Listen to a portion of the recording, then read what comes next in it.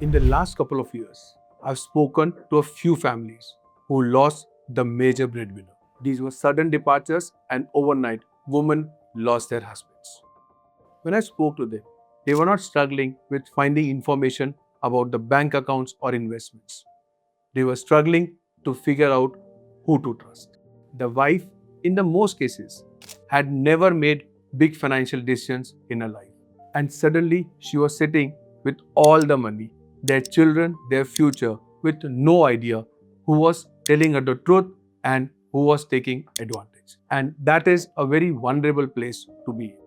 So this video is not about what to do when you lose someone. It is about what you can do while you are still around so that your family is never left guessing. Hi, I'm Ashish, founder and CEO of SLF Finserv. And for the last 22 years, I've been helping families manage their money. Now, before I tell you what to do, you have to understand why those families were stuck in the first place. It was not that they did not have money. Many of them had enough. The problem was that it all lived in one person's head. One person knew which bank accounts were in, what was invested where, the passwords, which advisor to trust, the policy renewal dates, etc. And when that person was gone, suddenly all of that knowledge went with him. So the family was not poor. They were just locked down. Everything was there, but nobody knew how to reach. And this is exactly what you can prevent, not by doing anything complicated, just by making sure that what is in your head is written down and known to the people who might need it.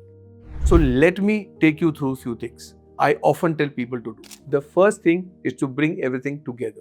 Whatever you hold, bring it into one place. Your bank accounts, your investments, your shares, your policies, the house, the gold, the silver lying in the locker, everything you own, put it together on one sheet. One sheet that shows everything you have and where it is. And do the same with the people who manage your investments. If you are working with too many, try and keep it to a few, one or two people who are actually trustworthy and will look out for your family even when you are not around. Because remember, the families I told you about, their biggest problem was not the money, it was not knowing who to trust.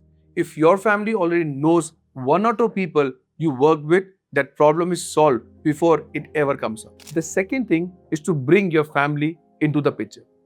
Once everything is written down and everything is at one place, it cannot stay with you alone. Your spouse has to know what exists, where it is, and how to reach it.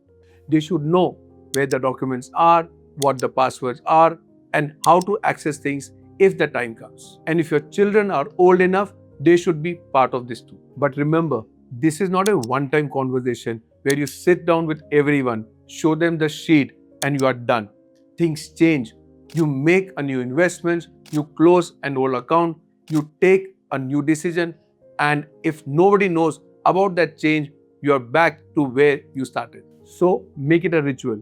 Each year or every 6 months, sit down with your family and walk them through what has changed. You do not need to do this every month because nothing really changes every month. Once a year or whenever you make a big decision is enough. The third thing is to plan for the people who depend on you. It is slightly complex, but if you can, you must do it. If your spouse does not earn or your children are still studying, then they depend on you for the needs and wants. And the day you are not around, that support has to keep coming from somewhere. This is the part people avoid thinking about because it is uncomfortable, but it is the most important. So go one step further and leave a clear plan. What should be sold and what should stay. How the coppers should be arranged so that your family receives a regular income from it instead of having to break everything at once. Even something like systematic withdrawal plan can do this. It pays out a fixed amount to your family every month from the same investment without anyone having to make a hard decision under pressure. In a nutshell, think of having a succession plan, one that gets activated if the situation ever arises. So, if there is one thing I want you to take away from this video, it is this. The kindest thing you can do for your family is not just to build wealth for them. It is to make sure they can actually find it, reach it, and manage it when you're not around to help. Hence, consolidate what you have, bring your family into the picture, and leave a plan for the ones who depend on you. None of this takes a lot of money. It just takes a little discipline to sit down and get it done. But I know this is not the easiest topic to think about, but the families I've seen struggle were not the ones who did not have money. They were the ones who left guessing. And that is one thing completely in your hand to prevent. So this weekend, take an hour, start that one sheet. Your family may never have to use it, but if they do, they will know exactly what you have left behind and what you wanted. This brings me to the end of today's video. If you have any questions, drop them in the comment section below. I will see you in the next one.